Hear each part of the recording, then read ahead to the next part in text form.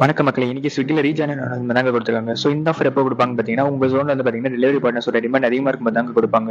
So இது வந்து main advantage என்னன்னு பார்த்தீங்கன்னா, உங்க அக்கௌண்ட் எதனா டீஆக்டிவேட் இருந்துச்சுன்னு வைங்களேன், இந்த ஆஃபர்ல நீங்க அப்ளை பண்ணும்போது பார்த்தீங்கன்னா உங்களோட அக்கௌண்ட் வந்து திரும்பி ஆக்டிவேட் பண்ணி கொடுப்பாங்க.